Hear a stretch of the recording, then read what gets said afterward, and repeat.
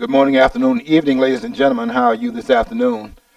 I'm George Moss, the host of the program here called What's Going On AllPointsTV.com. And we are here every Monday from 2 o'clock to 3. And I have some bad news. We won't be followed this afternoon as normal with Sartorius Black History Corner. They will not be taping today. Emergency came up in their situation, but they'll be here in 2 weeks. And you'll be treated to their program at that time. Comes on at 3:30 and stays around for about 30 minutes. And we're here for the whole hour, and I hope you'll stay tuned because I'm working on something I'm going to be posting on Facebook later on, and I'll be sharing with you right now, so we'll be able to head off the post that I'll be doing later, and we'll have up around maybe about an hour after this program is over. I'm working on a piece, quite frankly, that deals with some of the turmoil in the country, some of which is much of which is planned by this increasingly ridiculous administration, and it centers around what is taking place in Ferguson, Missouri, and in New York, where two grand jurors who looked at all the evidence in both of these cases have ruled that they need not go forward in terms of any charges against the officers that were involved, and they know best what the evidence is. I don't think anybody knows any better than they know because we've not been privy to what they looked at. We do have the tape, of course, in the case with Eric Garner, but in the case in Michael Brown, where people had an equal and opposite objection to, we did not have we did not have the license to look at the evidence from anything other than he said, she said, and those who say that they saw the event as it played out in real time. In the Brown case, there were, my understanding is that they had 5, some say there was a higher number, but 5 at least, of the black witnesses to the event that gave the same testimony that the officer Darren Wilson had given. If you have 5 witnesses that are willing to come out of the community, which the black community demands a certain amount of conformity in its expression, and we see that all the time with various things that happen, even something as minor as Stacey Dash having voted for Mitt Romney, and once that became public, then she becomes a pariah in the community. You can see the level of stress involved in being different, encountering anything that's being said in the general community.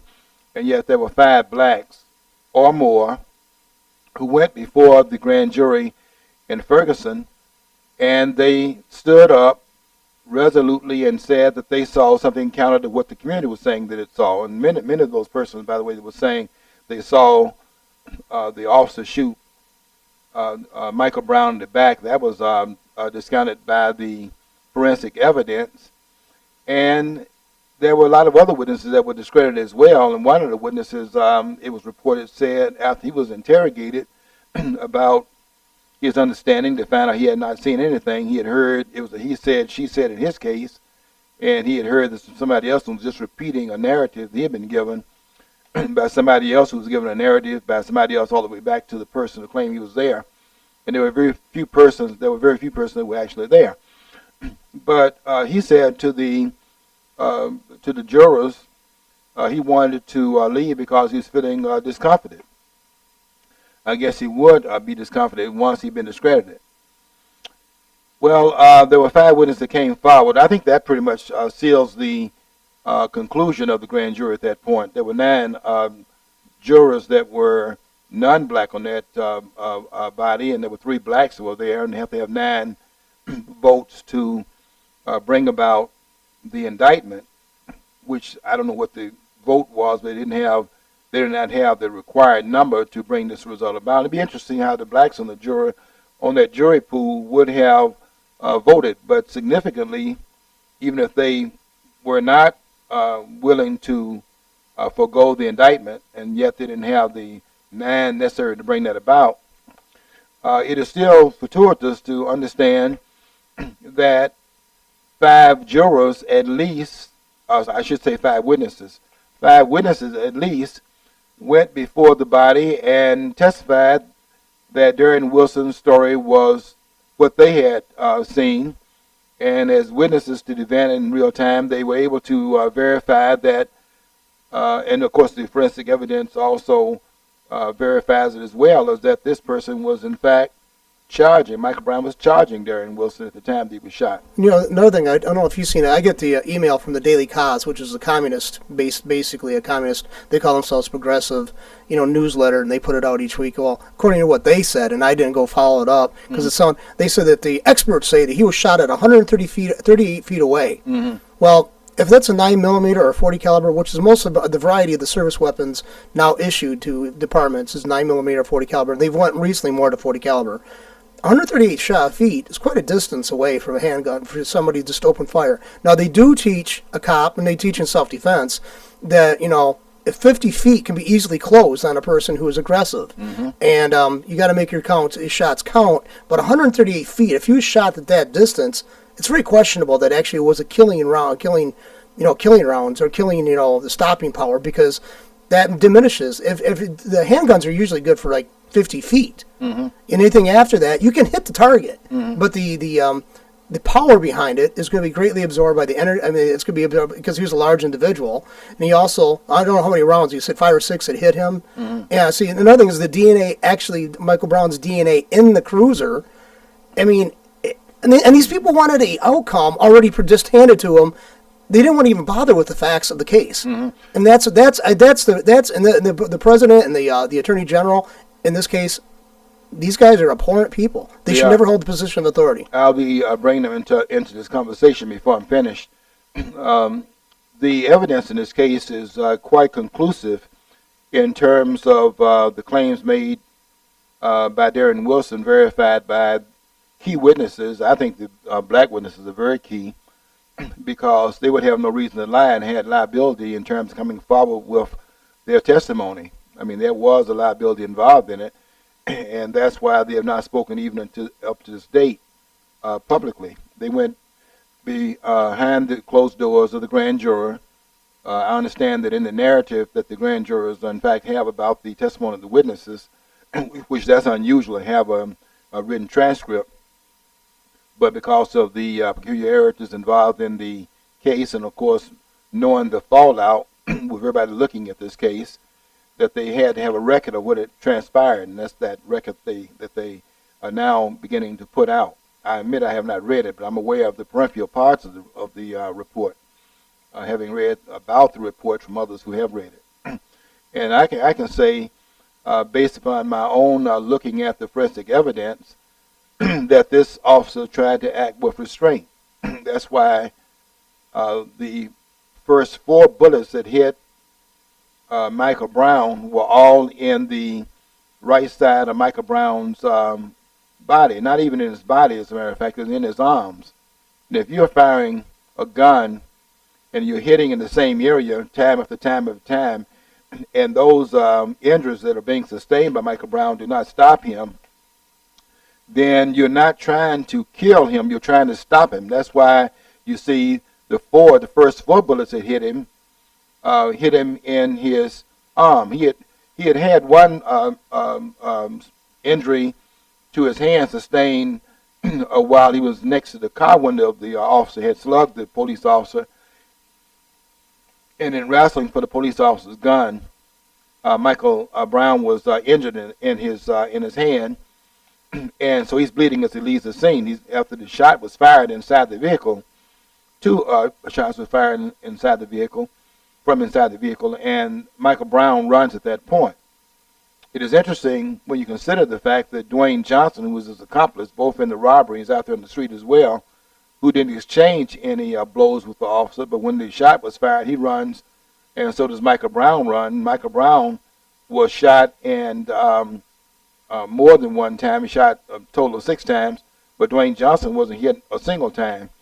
And you have to explain why that would have occurred if you think this was the police officer acting untoward intended victims, and that this was more or less of an assassination. If that's your contention, you got to explain then why he didn't go after Dwayne Johnson, who was not shot. Anyway, the first four shots were all in the same general location. All of them were in Michael Brown's right arm. I've looked at the forensics, so I know this part of the testimony. It is only as Michael Brown, according to the witnesses, 5 of whom at least were black, that Michael Brown had not stopped. In fact, he had picked up his advance toward the officer who is fired at him. And this would be consistent with a person that was not entirely sober, had drugs in the system, as Michael Brown did. Because normally what you would do if somebody's firing at you, I think that the normal thing to do, and I don't think anybody will object to this particular explanation of it, is that you try to flee from the area in which you're being fired upon. Michael Brown goes toward that, and the witnesses testified to that effect. Now, I heard something, too, that one of the people who caught something on tape or something like that, one of the witnesses, is actually later, I don't know what's confirmed, so, I'm just couching it this way. I heard that he later was murdered. I heard this one witness in this case has already been dead. I would not doubt that. I do know there were some that were terrorized into silence. They had a different claim they were going to make, and they were known to have a different claim, and they were told to shut up. In other words, this was a narrative, and they didn't want anyone black verifying the narrative was wrong, because otherwise it lends credence to Darren Wilson's statement, and any black person verifying what Wilson says is tremendous validation of the claim, because they have no racial investment. You can always claim when whites are siding with a white police officer that there might be some solidarity based upon the fact they're both of the same group, but you cannot claim that when blacks come into the situation and they're making the same claims being made by a person of a different race. We want to make this racial, so you can't then have blacks on the side of the person you're trying to excoriate. I mean, that's not chemistry. So anytime you have black witnesses that will come in and verify what an officer says, and they do that in the face of what the community is standing for, that is a major piece of testimony. It cannot be discounted. It can be discounted, but it cannot be dismissed. And that was, I think, what really sealed it for the grand jurors. And now, as far as what John just said, and that is that somebody might have been injured. I have not heard that, but I would not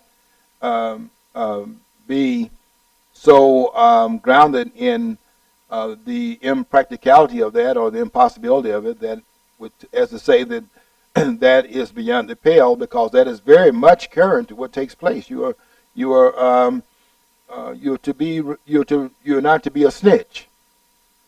You're just not supposed to talk to the police unless you are giving the narrative, and the narrative is the abuse. And if you have any exculpatory information that exonerates an officer in a conflict in which blacks are involved, that's not to be expressed publicly, and that explains why these jurors who were identified by their numbers never came forward in public, didn't make any comment in public, because they understand the jeopardy and the placement of themselves in harm's way. So they dare not come out there and do anything in the public and say that the narrative disagrees with the community narrative. In fact, you probably noticed, and certainly it was clear that when Michael Brown was seen in that store on that video that eventually surfaced later on when they made the video available, I guess the store owner wanted to make it clear that he didn't think that Michael Brown was so innocent. The guy had stolen out of his store, so he made the video available. I'm assuming that's who did it. And it showed a different narrative down the road a piece, as they were trying to act like this was a gentle giant. And when the video came out, you would think then that the narrative would have changed. I wouldn't have thought that, because I don't understand the dynamics involved in it.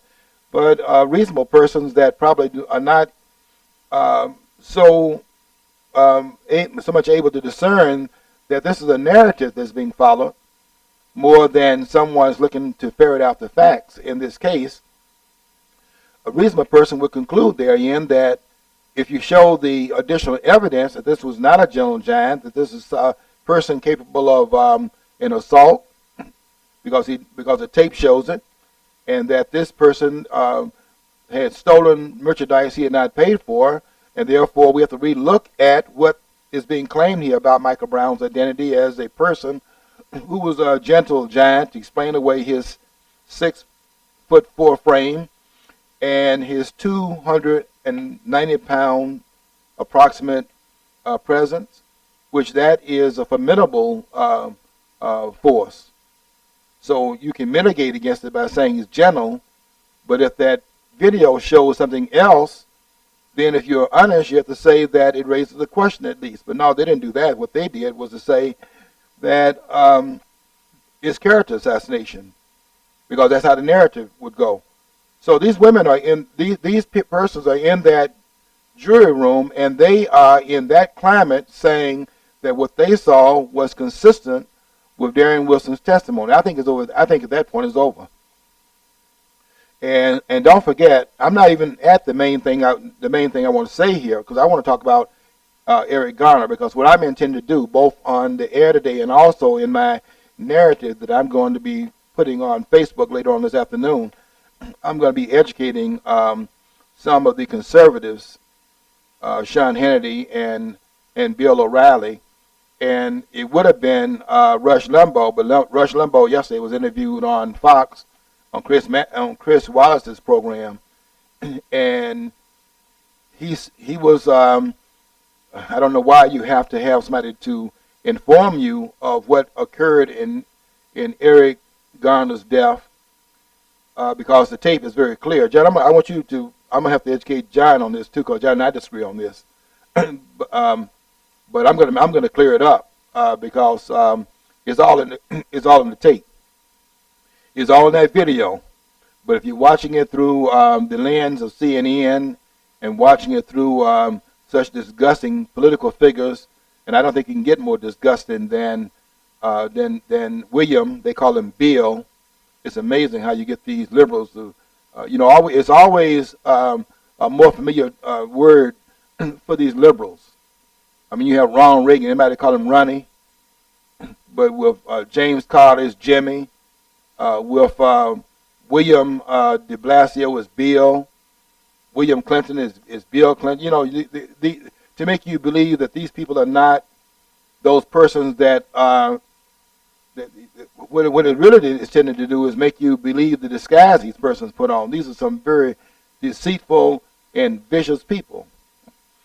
And I won't have enough time to go into all of it, but there is something to be said about even the names they're called by. And I want you to watch the names, these more familiar terms they use as they familiarize themselves with you by calling themselves not Robert if the name is Robert, but call themselves Bob. Bob. Bob. They use Bob in they use Bob in that commercial, right? Bob, the one that's got the that one drug. So if Bob can get a girlfriend, it's Bob now. It's not Robert, it's Bob. And if he can get a girlfriend, then so can you, because Bob is like a family friend. Yes, yeah, it's an attempt to be. It's an attempt by the elitists to seem like they're more common. Yeah, make it. Yeah, see, they from people who never worked a day in their lives, they want to be. See, I never worked. I was never blue collar, but I could play a blue collar. Yeah. Okay, I mean, it's like that's so disingenuous. But I mean, I've always said that around here, the politicians would just show up at the factories, shake a few hands, and my dad ran a press. Yeah, that was your dad. That wasn't you. You didn't work a day in your life, Yeah. Well, see, Bob. Bob. We know about them calling Bob. His name is Robert, and they call him Bob. Okay, I mean, it's his stage name, but okay, if you call him Bob, we can assume his name is Robert. And we know automatically that Bob is a Democrat. You don't have to be told that. Just understand the narrative that plays out in America. And you just import that into the understanding that they're giving you. And I'm going to show you how they use that trick with Eric Garner. Hold on, because I'm gonna help some folks out here today. I would have helped Rush Limbaugh out, but he talked to some experts, he said yesterday in the interview with Chris Wallace, and it was a brilliant interview because Rush Limbaugh is a brilliant man. He's the greatest commentator on radio, not the smartest on radio. I think that would be Mark Levine because of his constitutional understandings. But the best commentator on radio is Rush Limbaugh because of his verbal savvy. Margarine is not quite as good in terms of the verbalizing of his points. I'd like to point this out. Rush Limbaugh never finished college, and yet he still can take to task all these intellectuals from the college. And you and I both were tied to universities. You know, my better part of my life. Mm-hmm. And these people, they refuse. I mean, right now you can see it's a good indication. These people want a narrative. They want to follow through on the narrative, even though if the facts are conflicting with their already prescribed narrative, and that they refuse. Rush, it could pick up on stuff and unravel a thread quicker. I don't like the guy. I mean, I don't. I used to listen to him. And one time he got me when I just shut him off when he said, "Yeah, those liberals want you to believe you're only 1 or 2 paychecks away from the disaster." Well, that's the way most of us are, Rush. We don't get millions of dollars. But other than that, the man can pick apart an argument very rapidly, much better than the so-called academics out there. He was, and I agree with you on that. Part of his strength is that he did not. You look at these guys, his strength is the same as Bill Gates' strength. Sometimes you have to get away from the training. I mean, you can train a SEAL. You have to get away from that training. And then rely upon your own creative efforts to make a way for yourself. And when you get away from some of this training, you can think more clearly. And to escape it is sometimes what you see in these persons like Rush Limbaugh, who is empowered because of the fact that he did not go through all the usual 16 years in order to get a degree, the first degree. You 12 years of public school, 4 years of college normally. And he did not forego that. And that's also, by the way, that's true of Thomas Sowell. Thomas Sowell is a high school dropout. But when he dropped back in at the college level and got his PhD degree, I don't think there are very many persons out there that went through all the processes of getting a PhD degree, you know, all of the underlying things you have to do. I don't think anybody out there can touch him. And look at his pedigree. But Rush Limbaugh is definitely, as John said, he is a person that didn't finish high school. I thought about this as well and what that means in terms of the kind of intellectual prowess that he imparts. I mean, 3 hours is not enough for this man to be on the air sometimes because of what he's sharing with his listeners. And that's because of his ability, as John said, to pick apart an argument. Yesterday on Chris Wallace's show, he was absolutely brilliant. And he said in that conversation, he said that he had talked to some experts that apprised him of the fact that that was not a chokehold. I'm going to talk about that in a minute, but what I'm surprised about is that Rush Limbaugh had to have an expert to tell him what he could have seen if he had not been led to the trial and where the water is and told to drink by those who serve nothing but Kool-Aid, and that's the media. But I'm going to clean that up, and I'm gonna write about it so that I can put this on the wall, because I said in part 1 that part 2 today will be dealing with educating Bill O'Reilly and Sean Hannity, 2 fatheads, and Rush Limbaugh, who would have been a fathead if he had not changed his mind. And I'm going to show you exactly why I say that. And I said it without any equivocation because it's in that tape. But they drank the Kool-Aid rather than look at the tape for themselves and saw it through the lens of the person that actually put a narrative together that they were very conscious of. I'm going to show you how they were conscious of it.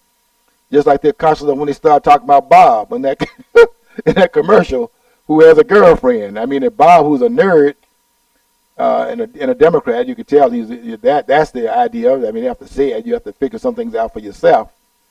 I mean, I look at, you can look at these commercials and figure some things out for yourself. I mean, they say things like, this drug, Cialis, let's say, will cause this, and this, and there's all kinds of things causing blindness. And if your heart starts palpitating, call your doctor, and all these other medical problems. Then they ask you at the end of it, ask your doctor if you're healthy enough to have sex. They never even were just expressing sex in there. They were expressing the medicine. So I need to ask a doctor if my health is it will hold up. If I take the medicines. That's what they talk about is poisoning me.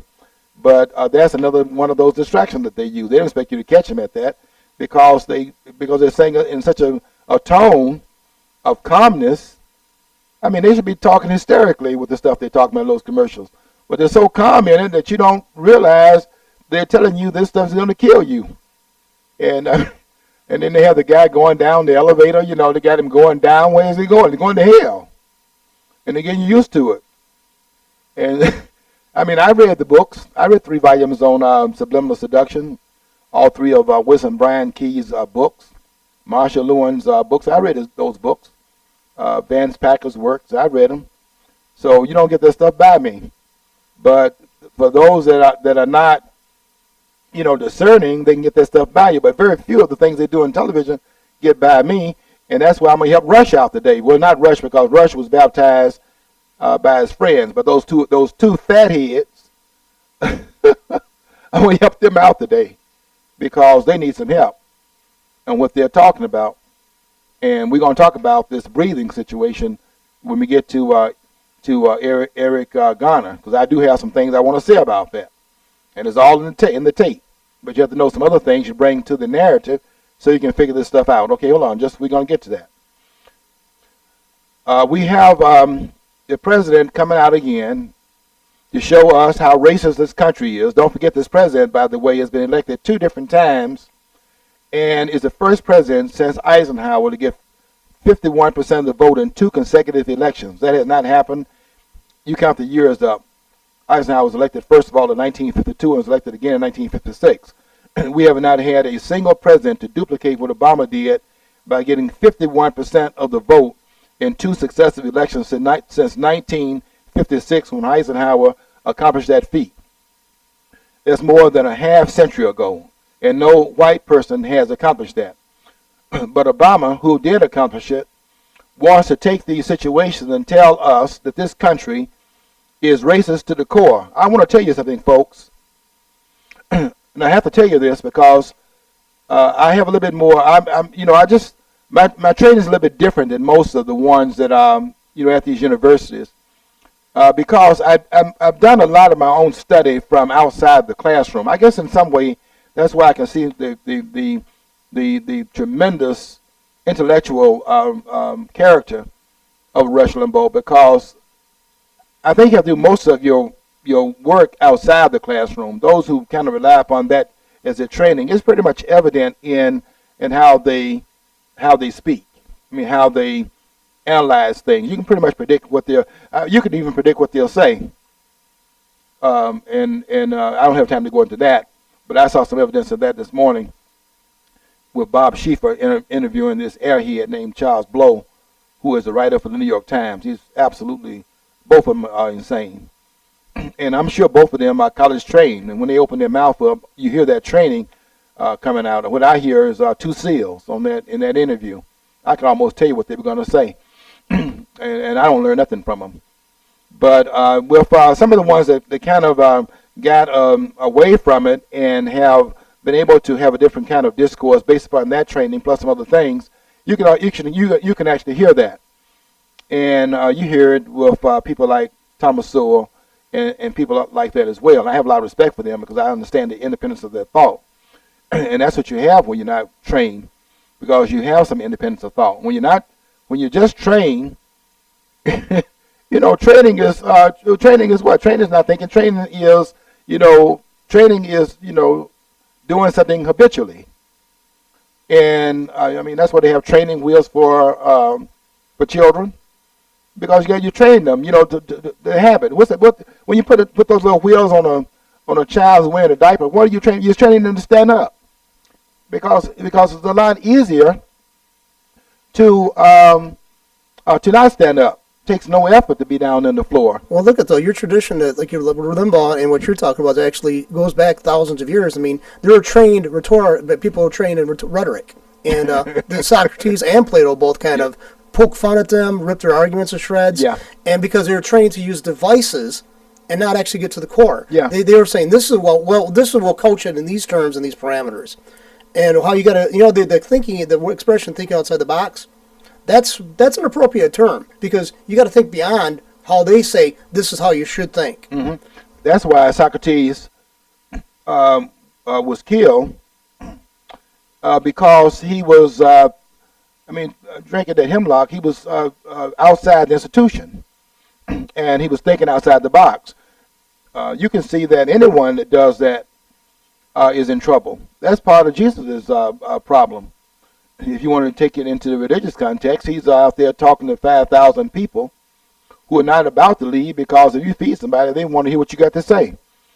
That's why this idea that man does not live by bread alone has credence in the classroom, and they finally picked up on it, that man does not live by bread alone, but he doesn't know that until he's had a meal, and nor is he concerned about it. So that's what explains the breakfast programs, although it creates a certain after effect. The aftershock is that it creates a certain amount of dependency so that you do have an unintended consequence, but it does have some validity in the sense that before he goes to the classroom, take him to the cafeteria room. And then he goes in the classroom, and if he's appreciative of the fact he's had his meal, he goes in there and sit down. After all, he was served in the same institution. He goes in and sit down, and he actually tries to learn what's being taught by the instructor. But if he takes it as an entitlement, which is what is going on, he goes in there and is not appreciative and tears the classroom up. But that's an unintended consequence. Well, I'm just making the point that sometimes you got to get away from the institutionalization that's involved in your learning and pull back from it because you're too close to some things. You get back from it to be able to pull back and see how that construction really looks. You can't even see a tall building when you're next to it. You have to go back from the building and create some depth, and you can see, oh, it's Empire State Building. You thought it was just one floor because you can be too close. Getting out of the classroom sometimes at an early age allows you to get back from it, taking what you've learned at that point, though, because you might have as much as a high school diploma, but you get back from it so that you have enough time now to evaluate that what you were learning, and then it takes you down a different path. And Limbaugh is very good at that, and that's why I think he is the greatest of the commentators right now, and the number of persons that listen to his program, 20 million a week, indicates that. Mark Levine, I think, is the smartest of the persons on radio. I don't think it's just a time slot that he doesn't have 20 million persons listen to him in the evening. I don't think it's because he comes on in this area at 6 o'clock and stays at 9. I don't think it's a time factor. I don't think he'll be able to carry 20 million during the course of a week between Rush Limbaugh's time slot, which is 12 to 3. I noticed though that with Obama in office and the people that like him and Van Johnson and all these people are Marxist trained, and they act like this is like their orthodoxy to Marxism. They don't realize that the world's changed around them. A lot of things that Marx was trying to address, or even he had some legitimate points. I've studied it pretty intensely, but it's those things are no longer an issue. They're basically, it's like become a religion. These people, they don't want to break away from orthodox Marxist thought. They have this fear. They think that that's such a great thing. That's so original thinking. Marx is so original thinker. He was in the 1840s. This is 2014. Yeah. Okay, so and they still want to coach it in those parameters that they don't want to recognize that the 21st century is really upon us. And to show you how stagnant their training is, because I know what they're doing in these classrooms, and with the Harvard I know what's going on there as well, is that their training is such that even though Marx has been discredited, by and large, there's been, we've tried the Marxian view, and it hasn't worked anywhere. In fact, that's why you read this weekend, and John, did you read where China is now the number one economy? Yeah, and it's like I think not just Obama. This works before Obama got in office. So yeah, I know. A lot of I talked to. But why is that true, though? Is the point? Why is that true? The number one economy? Because we have abandoned the roots of it. Putin, as much as he's a nut job, he said, this guy. He's talking about Obama. This guy's trying to. Is he stupid or is he trying to destroy your country? And because he's going to the Marxist principles. Yes. Well, John, the reason why China is now taking the number one place in the world as far as the number one economy in the world is because they pulled back from Chairman Mao who died in 1979. They went a different direction. Mao had carried them down that road from 1949 to 1976. And they left that train left the station after Mao Zedong died. And they're sitting there discussing, are they going to continue this facade that every 5 years you look to see if this worked, and if it doesn't, then another 5 years of the same old, same old. And they decided to go down a different route. They pulled back from the totality and the totalitarianism of the communist thrust and pulled back and injected some capitalism into the system. And this is the result of that.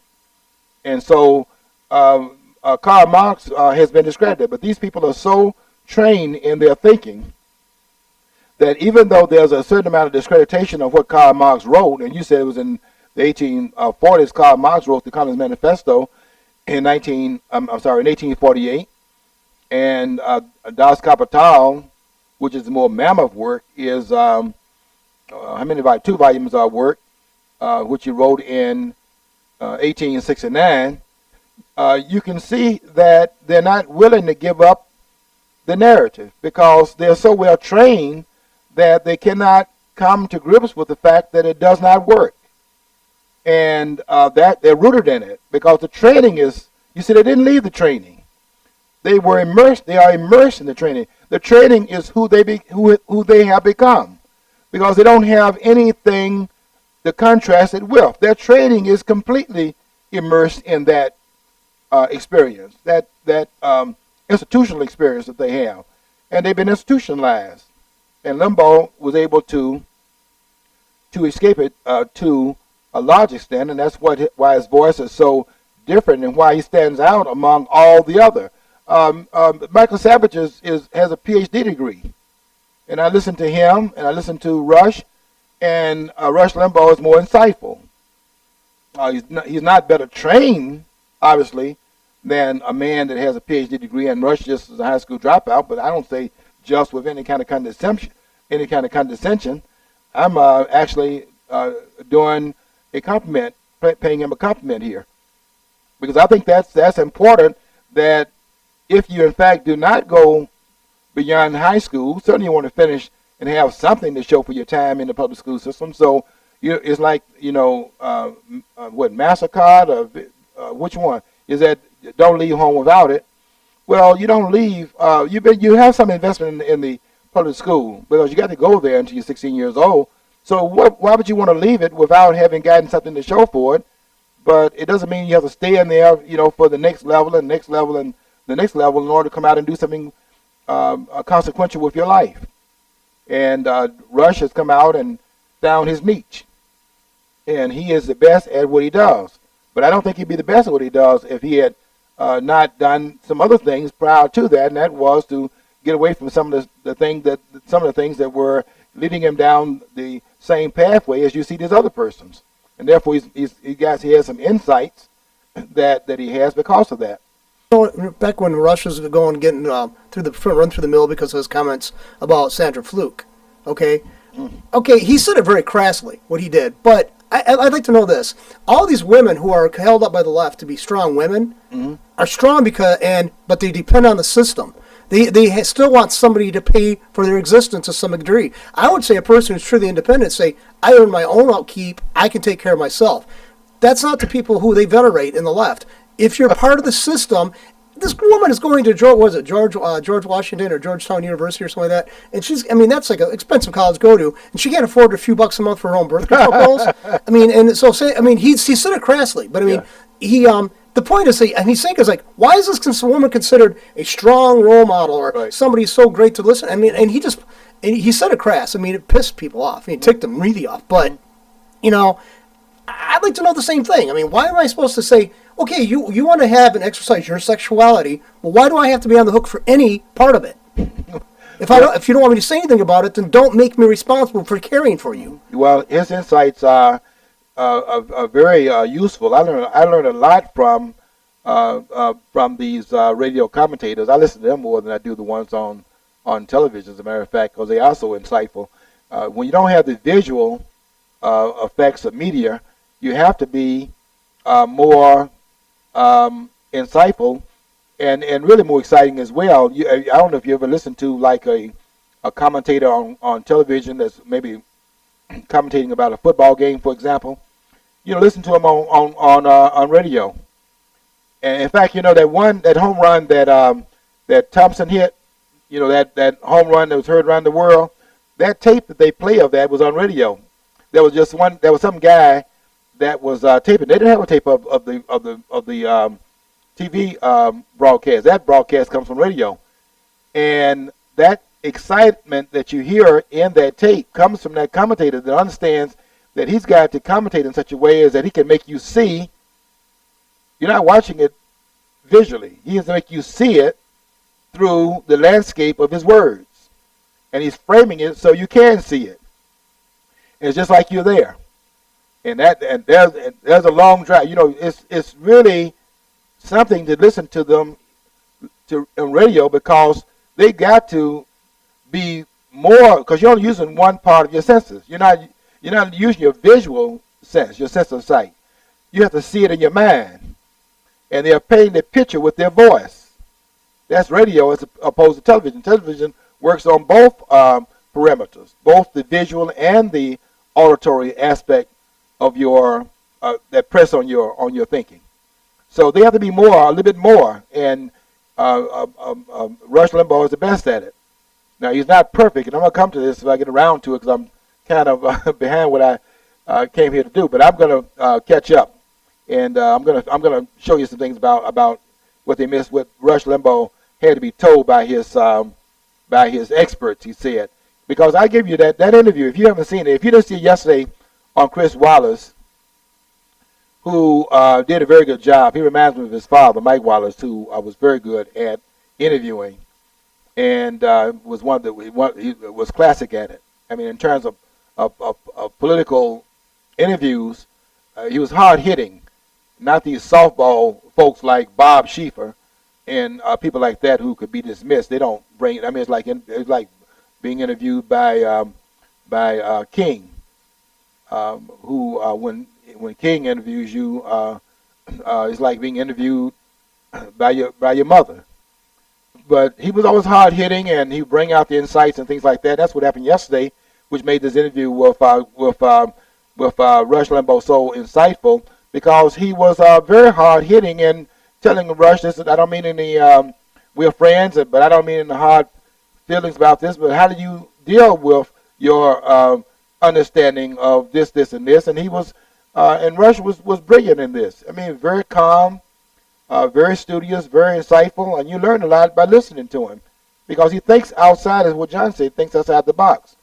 And it was very refreshing to listen to him.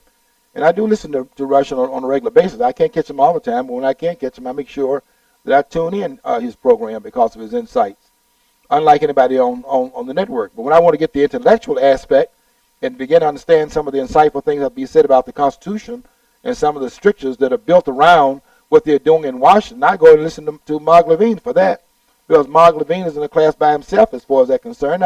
And Mike Savage is not bad either, but he's not in the league with Mark Levine. And you have to say that, because that's clear by the intellectual prowess that Mark Levine has. This is a smart man, but he's a lawyer. He's not. I mean, how many years would that be? Look at the boy. The boys are different. It's because of training. I mean, I don't know why people can't get that. But Limbaugh is the best at what he does. But he missed it in this case. Now, on that tape, and I'm going to be saying that in my post, and I have that up in about an hour, because it didn't take me long to write. People think I'm on Facebook all the time. I'm not on Facebook all the time. I write the longer than anybody on Facebook. I mean, I just can't write. I try to do it. I try to have some respect for those who read my what I put on Facebook, and they're the people that they share it with. I try to keep that in mind, but I can't get out of what I have to say within 4 pages. I try to do it. I'm trying to get down to a more a more reasonable size. That's hard. But I tell you what I try not to do in all of the time that I'm spending taking your time up. I try not to waste your time.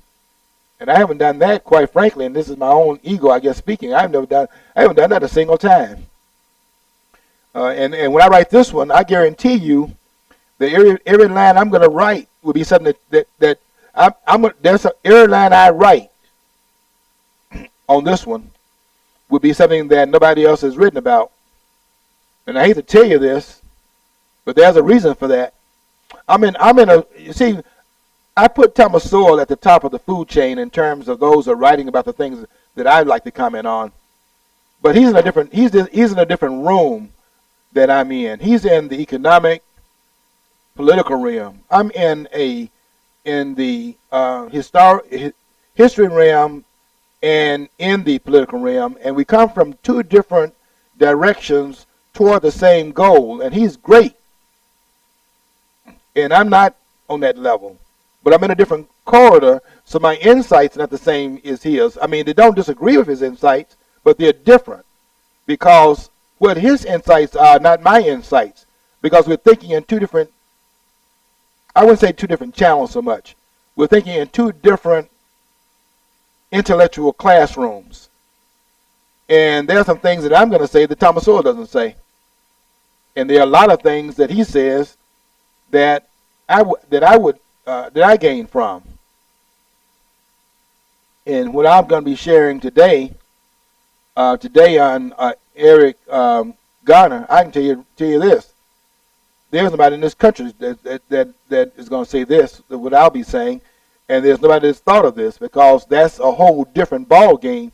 Because the media does not move me. In fact, when I see the media having a narrative, I immediately begin to challenge the narrative, because I know what the media is doing. I like the media to do this, as a matter of fact, as we get to, we haven't gotten there yet. I'm going to get there in the next minute or so, but we haven't gotten there yet in terms of Eric Garner. I like the media to tell me what was a chokehold. Explain that one to me. Okay, we'll get to that.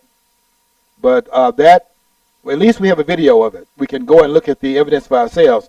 But all we have in the other case, and this is why I think Obama coming about the Michael Brown case is more inappropriate. But in commenting on either one and then explaining his disagreement is inappropriate in both cases. You know why? It's because what Jeanine Pirro said on her program Saturday on Judge Jeanine program at 9 o'clock that comes on that network she's on. And her talking points at the beginning of the program, she was brilliant in this, and told the President of the United States, in case he has amnesia, that he is the President of the United States. That means the President of all the people. That 51% of the people that voted for this President since 1952 and 56 haven't gotten 51% plus of the votes in both of the elections had been done since Eisenhower. That was done by the American people voting for this president. It wasn't just blacks. The American people voted this man in. He's the president of the entire people. And she took him to task for acting like he's elected to be president of one segment of the population. This is outrageous on the part of this president. It is equally outrageous for this man to jump into these racial narratives and act like because he didn't get the outcome that he got, that somehow this is an inappropriate decision has been made and the conclusion is not justified because it doesn't fit evidence that he hasn't even looked at. Just like he didn't look at what happened with Gates. When the police went there and arrested Gates because Gates wouldn't cooperate, they put him in handcuffs. Anybody knows they didn't choke him? Okay, they didn't put a chokehold on him because they told him to put his hands behind his back, and guess what? He did that.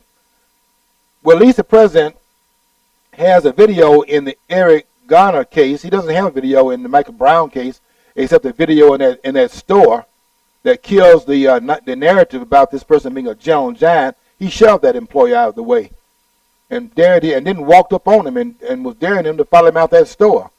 And I know that guy in that video didn't follow him out that store, because I don't know what would have happened if he had gone up there and tried to do something outside the store, because Michael Brown just wanted to get out of the store with the merchandise. If he had gone out there outside, I didn't even want to contemplate what would have happened if that had occurred, given how the guy was pushing him in a place where he has a right to be. He has a right to be in that store. He's an employee of the store. And the owner had a right to stop him. You go outside your own business, I don't know what would have happened. But based upon the assault that occurred inside the store, I don't think it would have been any better. This gentle giant wouldn't have gotten more gentle, not if he had done what he did inside the man's store. But we don't have a video beyond the video of Michael Brown in the store. We have to go by the eyewitness reports and the forensic evidence and the testimony of Darren Wilson. He was there too. We have to call him in there. And when his voice is agreed with by the others, how can this president come behind him and say that the verdict that he has not heard that he didn't hear the evidence in which the verdict was made? How does this president come behind them and say that the verdict is wrong and he did not? Let me give you two things he had not done. One is he had not listened to 60 hours of testimony, and he had not heard from 70 witnesses, which these persons did. How can this president be appropriate in coming upon that? He does have the tape in the other case. Well, don't forget though, he went to Harvard and Columbia, and he's a constitutional law professor. So, I mean, he knows everything. Yeah. I mean, he's omniscient. He knows what's going on all over the world. He's like Jesus and God rolled into one, and Santa Claus, and You know what I'm trying to do? Easter Bunny and all that. John, I'm trying to find out what are his intellectual gifts. Being smug, being arrogant, being divisive, being hateful, he makes comments and people don't pick up on it or don't want to realize that he's slamming them, and then they don't want to react to that because they don't want to seem racist if they react to something that he says because he's omniscient. It's just absurd. It really is. It's like.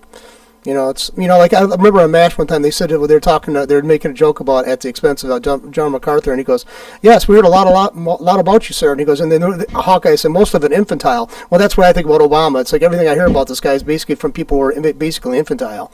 John, the book he wrote called "Dreams from My Father," Dreams from My Father, is not Dreams of My Father, which would have been Obama's speaking from his own point of view. I mean, the man is talking in the voice of his father and what he wrote. But that's Democrats, so they can challenge people. Yeah, sure. I mean, but look at what what the publisher had eventually signed a contract for him to do. They had signed, because he was from Harvard. They had signed him to. Am I losing my sound here? I dropped you because you're getting a little bit muffled. Yeah, so you're getting muffled, so I didn't want to. Yeah, okay. I'm getting a little muffled. How are we back now? Are you hearing me out there, John? Okay. How is this going to be an intellectual wizard in Obama if he, in fact, was contracted to write a book based upon his Harvard scholarship, allegedly, that was going to be a book on some intellectual topic? He wasn't contracted initially to write about what amounted to an autobiography. He was contracted to do an intellectual book and wasn't able to do it. That's why he fell back, because he owed them something for the money to produce a book. And he produced this book. And that's what we have with Dreams from My Father. So Obama has not written an intellectual book or a book on the level of him being some scholar. We're waiting for that book, and we'll be waiting for a while, because I don't think Obama can write that book. And I don't see any evidence that he's I don't see any evidence of what he claims, that they're claiming about him, that he's some kind of constitutional scholar. Where's the scholarship that explains that? You listen to Mark Levine and take that over to where Obama is talking. If he understands the Constitution, he certainly is not following it.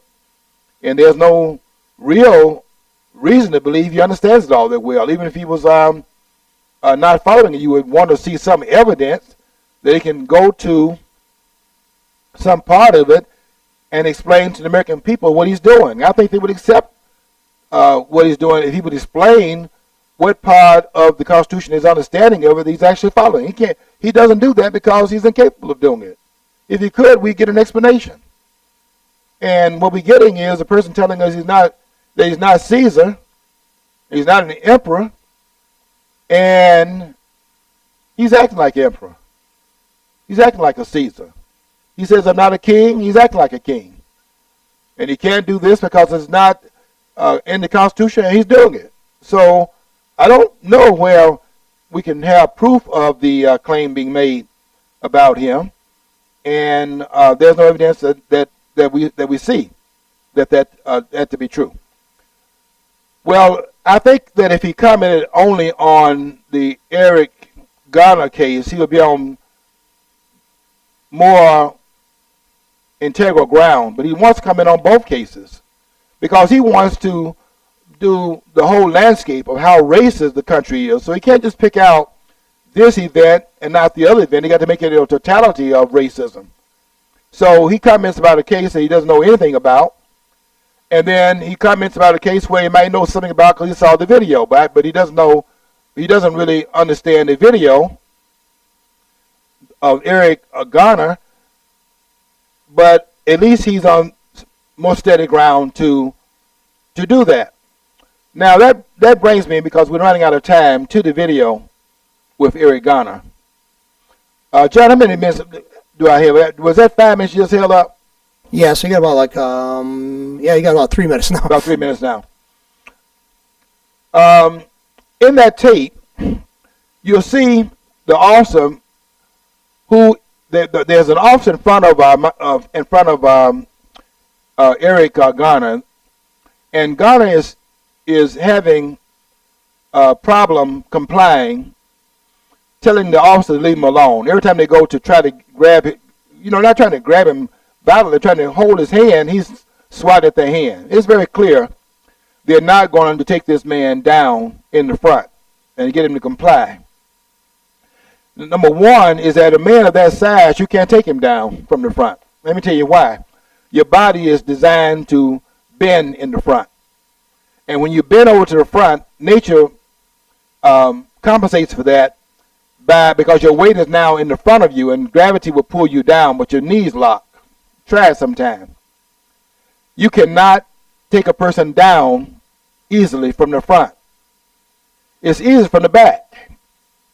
Why? Because your knees, your body is not made to bend at the top. It's made to bend down at the lower extremities of the body, at the knee level. And Nancy Sinatra, you're right in saying your boots are made for walking, but you can't do that without your feet in it. And because your feet are made to do the walking in the boots, your knees must be made to bend. Somebody knew what they were doing. So they went to the back of Eric Garner and watch the guy's left arm. The left arm goes. Let me get this straight because I want to make sure I position the body correctly. Yep, the left arm goes around Eric Garner's neck. Now, if you grab him around his throat, which is what the media wants us to believe, but they dared not say it. You see, because you have the tape. What they did was to say a chokehold, and they implied his throat was being grabbed. If you grab his throat, you don't have leverage. Go and look at the tape, folks. He grabs him around with his left hand wrapped around his neck. And where does he put his right hand? Listen carefully. He puts his right hand underneath his armpit on the right side with his hand on top of his shoulder. Why? Because that's a classic. Listen, de Blasio. I want to use a word here, but I won't use a word. It's not a curse word, but it's not turkey either. It's another word, not donkey either. It is an animal, but I won't use that on the air because this is allpointstv.com, a family program. Putting his arm under, his right arm under Aaron Garner's armpit. It allows him to put his hands on top of his shoulder. And that's a classic takedown move. If de Blasio thinks that officer, and therefore through him all the other officers need to have training, then Blasio, Bill, not Bob, Bill, tell me then what will you use then in the training to teach him to do it any better? What would you claim that you're going to do in your training now? Because you're going to train him to do something more classic. Now I come to the part in the video about the breathing. I want to explain this to America. Because in that tape, which you claim that you saw, and Limbo claims that he was had to have some help and sing, none of you have seen it, because the press told you what you saw in it. Eric Garner says 6 times he can't breathe. Let me tell you something. Neither can football players. When 4 guys are on you, you can't breathe either. But why don't you know you can't breathe? Because, let me tell you why. Because when the referee blows the whistle, they get off you. You got it? And that's why you didn't understand you can't breathe, because they don't stay on you for a period of time. And why do they get up? Because the mission is accomplished when they get up off you. The officers don't get up off of Eric Garner because the objective has not been achieved. You understand that? The objective is a handcuffing. But if it's about the chokehold, he couldn't have said 6 times he couldn't breathe. By people sitting on top of you and you have asthma, and they won't get up off you, and why won't they get up off you? Because they have not achieved the objective, and you are getting excited because you have asthma, you're obese, and you have a heart condition. That aggravates the problem. And what happens with Michael Brown, what happens with Eric Garner, he goes into asthmatic arrest. I'm a school teacher, and I dealt with that all the time. Somebody get a conflict going, the child is excited, and they get into an asthmatic attack. Got to take them in the hallway, calm them down, breathe, breathe. That's what has to happen. And if 4 guys are on top of you and they won't get off, football players too. I mean, they're getting concussion because they're hit by the football players. If those football players do not get up off of them, they got a breathing problem. I don't care if they got asthma or not. But they get up in a timely manner, so the breathing is not a problem. But there's a 400-pound guy on top of you, and they got muscles, and that stops your breathing capacity. You understand that? And that's why you hear with clarity in that tape, Rush Limbaugh, and you other conservative. Rush Limbaugh, I separate him out because he was told by some experts that's not a chokehold. You see, what the press did was talk about a chokehold, but you notice what they did? They got away from the liability by never saying they choked him. All right, you understand it now. I'll be writing about it now on Facebook. And this narrative I'm going to write about will be, again, what I'm writing that will be incontrovertible, and no one will come up against it. That's just the way it is. Okay, got to get out of here. I can't believe I did my objective today. I said I was going to get to the end of this, and I did. Want you to follow your dream. Until next time, you all follow your dream. Because if you don't follow your dream, you'll never know what's on the other side of the rainbow.